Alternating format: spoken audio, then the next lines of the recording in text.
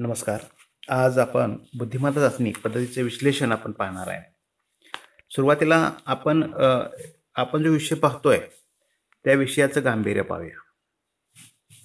कोणती स्पर्धा असो, प्रवेश परीक्षा असो, स्कॉलरशिपची परीक्षा असो, तर प्रत्येक उमेदवारास बुद्धिमत्ता चाचणी द्यावीच लागते. याद्वारे उमेदवाराची बौद्धिक क्षमता, विचारशक्ती, तर्कशक्ती, गती, विचारामधील शिस्त, विचार करण्याची पद्धत, निर्णय क्षमता इत्यादीचे यथायोग्य तपासणी केली जाते. जागतिकीकरणाच्या आणि जीवघेण्या स्पर्धेच्या युगात तर या बाबींना आता अत्यंतिक महत्त्व प्राप्त झालेले आहे.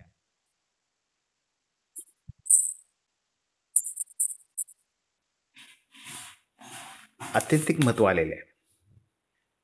आता बुद्धिमत्ता चाचणी कशी आहे, कठीण का हे समजून घ्या. पहिल्यांदा आपण नंतर भाग सोडवून घेणार आहे. पहिल्यांदा बुद्धिमत्ता चाचणी म्हणजे काय, ती कठीण का वाटते, तो सोपा विषय कसा करता येईल, त्याचे उपविषय कोणते कोणते आहेत, आज आपण एवढंच पाहणार आहे.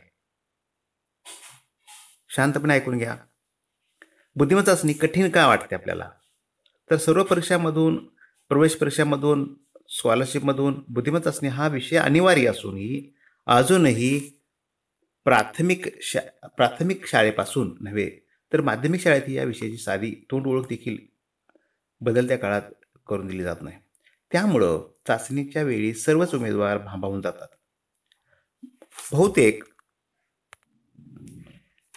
बहुतेक सर्वच उमेदवारांना, मुलांना बुद्धिमत्ता चाचणी हा विषय कठीण जातो.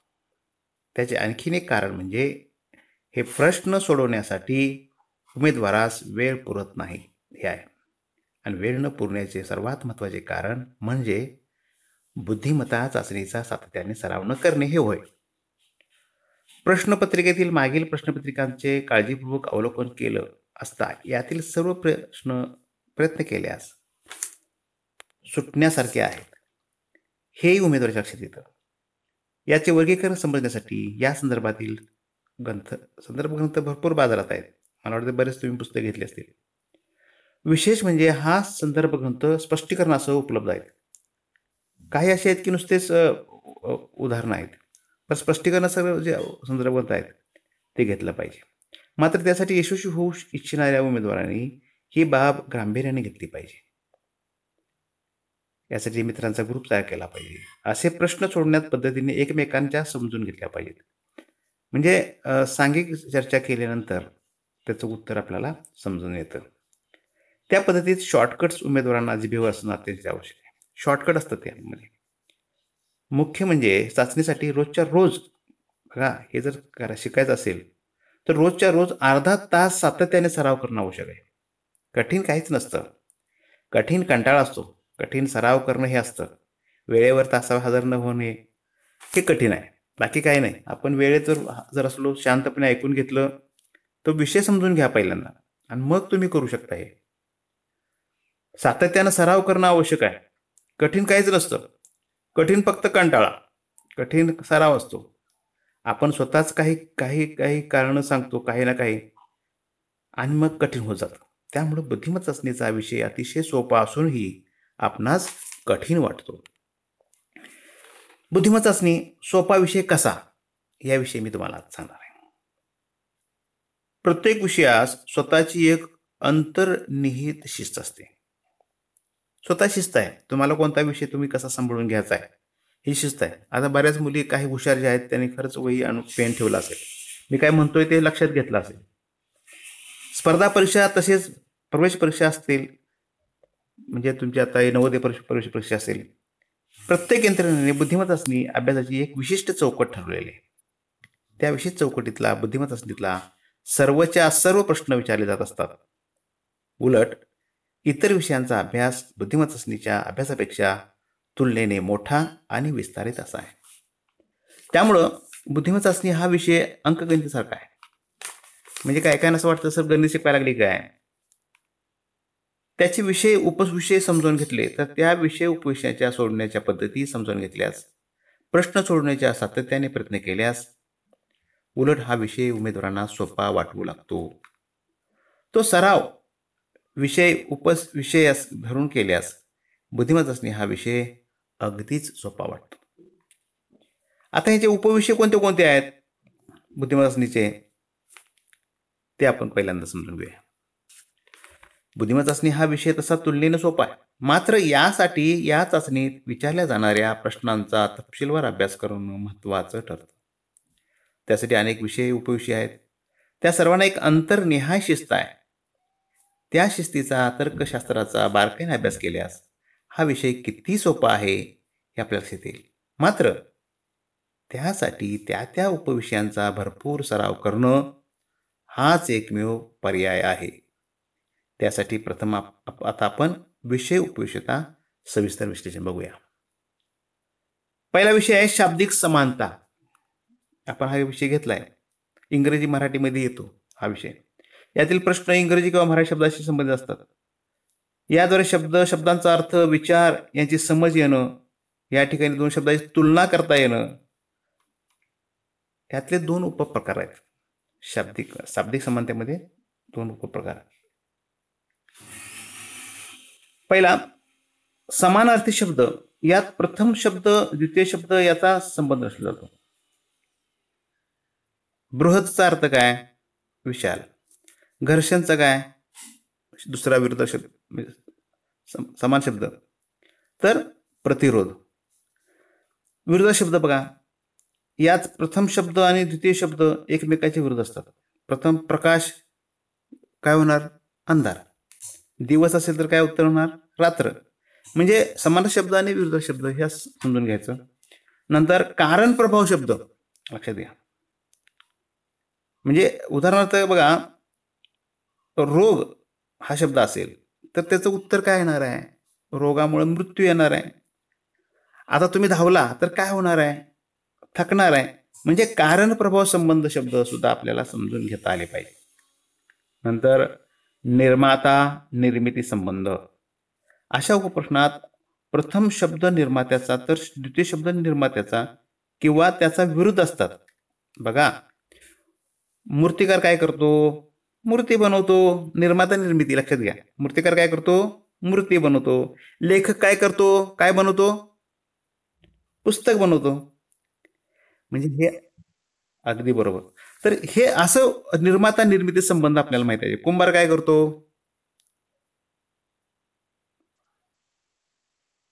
मडकी बनवतो, आहे की नाही? म्हणजे हा आपलाच कारण संबंध लक्षात आला पाहिजे. पण निर्माता निर्मिती काय काय करतो? कर्ता आणि शस्त्र संबंध तर बघूया.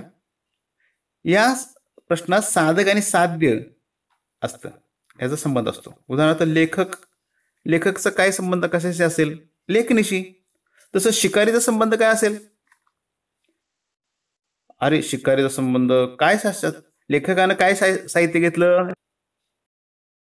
अरे, शिकार करणारा काय घेऊन जाईल? बरोबर.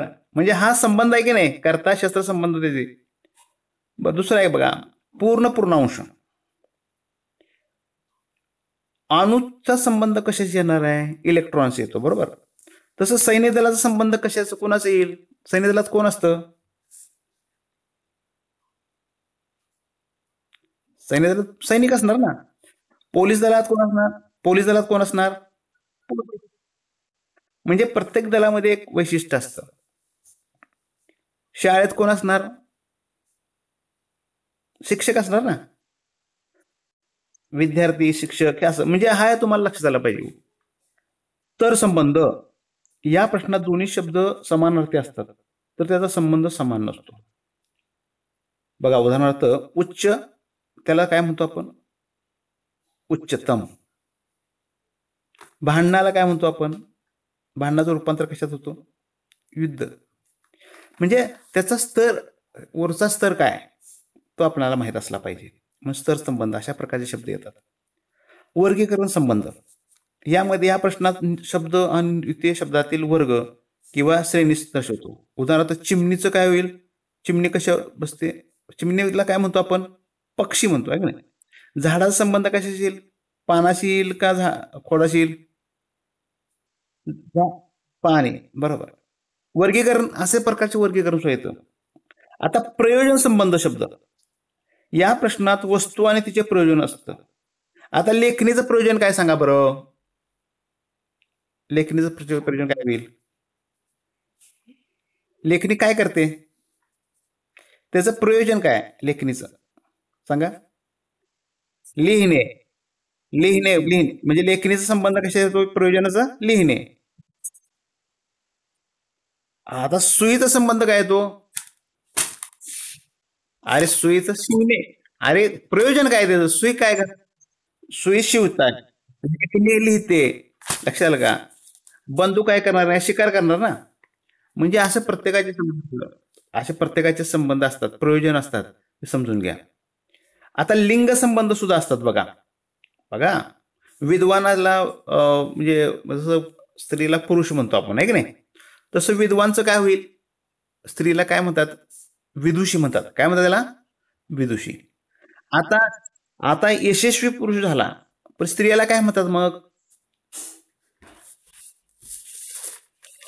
यशस्विनी. काय म्हणतात त्याला? यशस्विनी. म्हणजे यशस्वीला यशस्विनी. लिंग संबंध असे सुद्धा तुम्हाला माहित असले पाहिजे. मग जे माहित नाहीत, विद्वान विदुषी, हे तुम्हाला माहित होतं का? म्हणजे अशा प्रकारचे शब्द काय आहेत ते लिंग संबंध पाठ केले पाहिजे. त्याचबरोबर वचन संबंध सुद्धा असतात. पुस्तकाचं अनेक वचन काय होईल? पुस्तक. म्हणजे हा प्रश्न एक वचन असतो, अनेक वचनाचा संबंध असतो. पुस्तकचं पुस्तक आहे म्हणून गुरुचं काय होईल? अनेक गुरु असतील तर गुरु. गुरु शब्दासाठी अनेक गुरु सांगायचंय. कसं सांगाल तुम्ही? प्रार्थनेमध्ये म्हणताय तुम्ही, प्रतिज्ञेमध्ये किंवा भाषण करताना म्हणता तुम्ही पूज्य. हा बरोबर. म्हणजे गुरुचं गुरुजन होतं का नाही अनेक वचन? आम्हाला माहित आहे. आता तुम्हाला सगळ्यांना माहित होतं, मी सांगितलं तेव्हा तुमच्या लक्षात आलं. म्हणजे गुरुचं अनेक वचन गुरुजन आहे. पुस्तकाचं पुस्तक आहे. काहीच होतच नाही ना. जमीनचं जमीनचं अनेक वचन जमिनी होईल का? आभाळाचा आभळ्या होईल का? पाण्याचं पाण्या होईल का? म्हणजे असे काय आहेत तिथं अनेक वचन होत नाही. हे वचन संबंध आपल्याला समजून घ्यायला पाहिजे. दुसरा 12वा प्रकार आहे प्रतिकात्मक संबंध. या प्रश्नात प्रथम शब्द हा द्वितीय शब्दाचे प्रतीक असतो. बघा, झेंडा कशासाठी संदर्भात आहे? राष्ट्र. राष्ट्राचा काय असतो? झेंडा. शिक्षेचा काय शिक्षा कोणाला दिली जाते? मग त्या संबंध कोणाशी असणार? अपराध करणारा शिक्षा मिळणार ना, का कुणाला पण मिळते शिक्षा? म्हणजे प्रतिकात्मक आहे ना. शिक्षा म्हटले की अपराध, अपराध करणाऱ्याला शिक्षा मिळणार. राष्ट्र असले की त्याचा झेंडा असणार. असं प्रतिकात्मक संबंध असतात, ते सुद्धा तुम्हाला विचारले जातात. 13वा विशेषण आणि विशेष संबंध. बघा, प्रथम शब्द विशेषणाशी संबंध असतो, तर द्वितीय शब्द विशेषणाच्या विषयाशी संबंध असतो. उदाहरणार्थ भूवैज्ञानिक असतील तर ते कशाशी संबंध येणार? भूविज्ञानशी. हृदयरोग तज्ज्ञ कशासाठी संदर्भात येणार? हृदयाशी, आहे की नाही? नेत्र तज्ज्ञ कशाशी असणार? डोळ्याशी. बरोबर आहे की नाही? प्रत्येक रोगाचं एक तज्ज्ञ असतात, लक्षात घ्या. कार्डिओलॉजिस्ट म्हणतात बघा त्याला. ते हृदयाच्या संदर्भात बोलत असतो. काही किडनीचे तज्ज्ञ असतात. म्हणजे जे जे तज्ज्ञ असतील त्याचा संबंध त्याच्या विषयाशी असतो. लक्षात. अंक अंक संबंध हा एक संबंध महत्वाचा आहे. म्हणजे 16ला 4 जर असेल उदाहरणार्थ, बघा 16ला 4 असेल उत्तर, तर 25ला काय येईल? कोण सांगेल? 16. बरोबर. का बरं? 4चा वर्ग 16, 5चा वर्ग 25. म्हणजे अगदी बरोबर. हे तुम्हाला लक्षात आलं. आपण मागे बघितलं हे अंक संबंध झाला. आता स्थान संबंध बघूया. या प्रश्नात कोणते ठिकाण आहे वाचास असं दर्शवलेलं जातं. उदाहरणार्थ फ्रान्स कुठं आहे? फ्रान्सची राजधानी कोणती? पॅरिस आहे. बरोबर. रशियाची राजधानी कुठं आहे? मागल्या वर्षी मी गेलो त्या ठिकाणी, मॉस्को. तसं भारताची राजधानी कुठली? भारताची राजधानी दिल्ली. बरोबर आहे. पाकिस्तानची राजधानी कराची का काबूल? कराची. बांगलादेशची राजधानी ढाका. म्हणजे हे संबंध असतात की नाही, असे स्थान संबंध एकामेकाशी अवलंबून असतात. इंग्लंडची राजधानी लंडन. बरोबर आहे की नाही? अशा प्रकारचं ते राजधानी सुद्धा माहित असल्या पाहिजे. पुढे जाऊया. उपकरण आणि मोजमाप संबंध. या प्रश्नात पहिला शब्द उपकरणाशी संबंधित असतो, तर दुसरा शब्द उपकरणाच्या मापनाशी असतो. आता थर्मामीटरचा उपयोग कशासाठी असेल? थर्मामीटरला सगळ्यांना माहिती आहे, काक्यात घालून मला बघतात. काय कशासाठी असतं थर्मामीटर?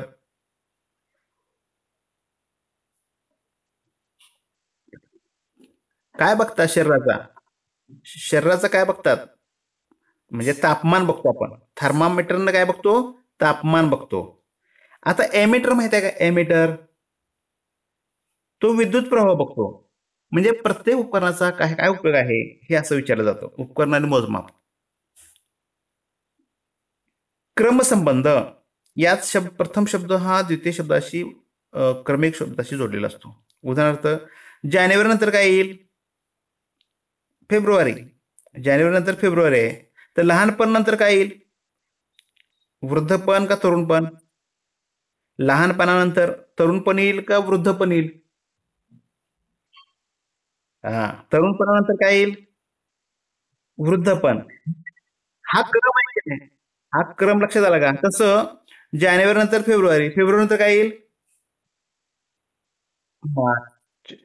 ज्येष्ठ नंतर काय येईल? अगदी बरोबर. कार्तिक नंतर काय येईल? आता कुठला महिना चालू आहे? Very good. म्हणजे अशा सगळ्या गोष्टी क्रमसंबंध तुमच्या लक्षात आपण बघितले, हा क्रमसंबंध आहे बरोबर. मागे क्रियात्मक संबंध. मी फक्त हा विषय घेतो आणि तो विषय मी दररोज काय करत असतो.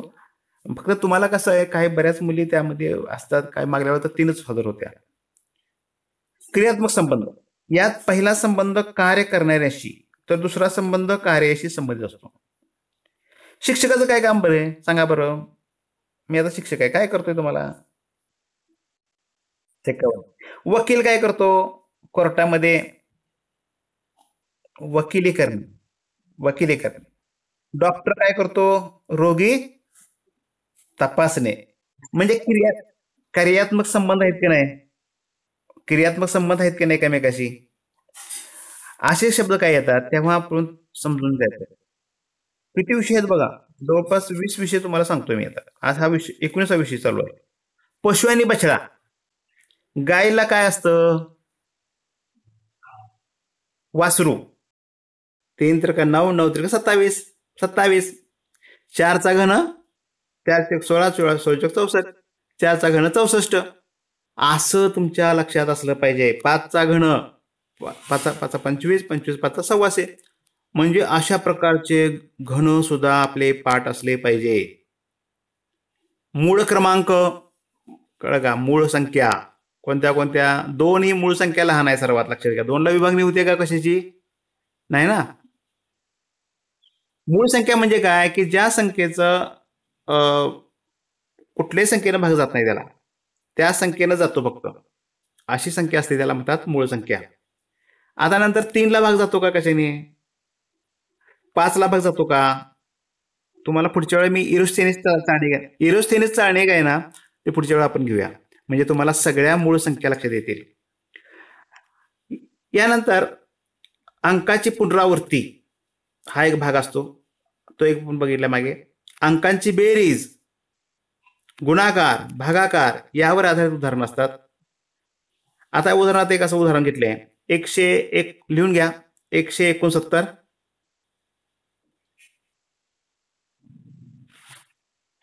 169.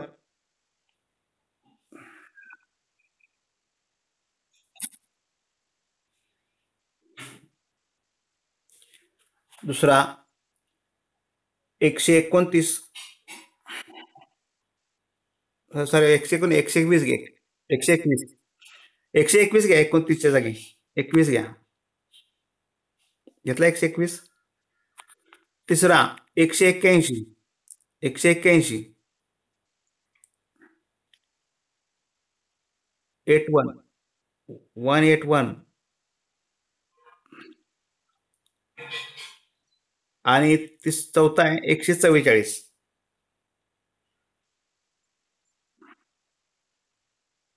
Forty four. आता बघा 169, 121, 181 आणि 144 असे शब्द आहेत बरोबर. मग आता यामध्ये कोणती संख्या बाजूला जाईल बरं? वेगळी संख्या सांगा.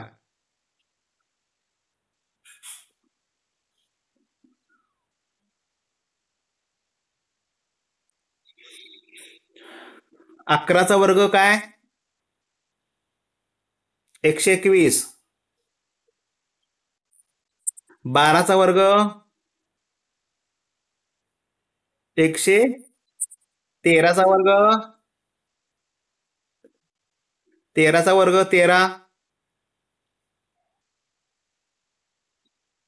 169 169 बरोबर. आणि 181 कुणाचा वर्ग आहे? वर्गमूळ आहे का कुणाचं? नाही ना.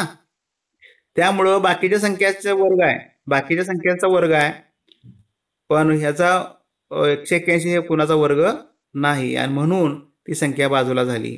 कळलं का? पुढे घ्या दुसरी, की त्यामध्ये बेरजा असतात बघा. घ्या 5698, 5798, 5698 ही संख्या घ्या, 4 अंकी आहे. 5698 घेतली. दुसरी घ्या 7894.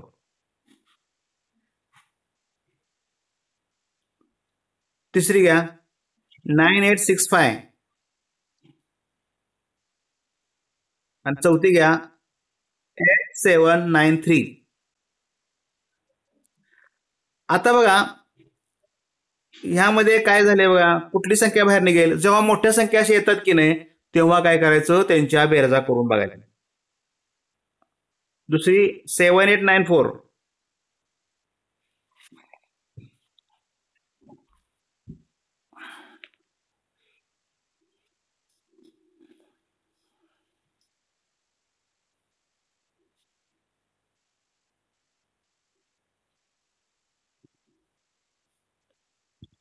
काय आहे उत्तर?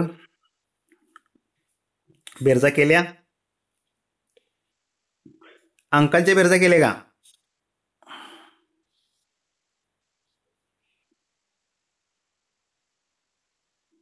बघा पहिल्या 3 अंकाची बेरीज केली तर उत्तर किती येते? 28 येते.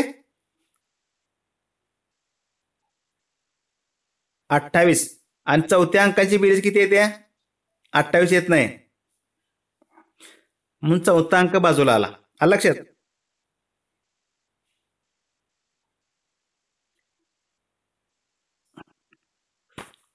अजून एक बघा, पुनरावृत्ती संख्येचं सांगतो एक उदाहरण, म्हणजे आपण आजचा पाठ संपवायचा आहे. पुनरावृत्ती शृंखला पुनर्परीक्षण पुढच्या वेळा आपण बघू. पुनरावृत्तीचं बघूया एक उदाहरण आणि आपण बंद करूया. बघा घ्या 3642 3642 घेतलं का?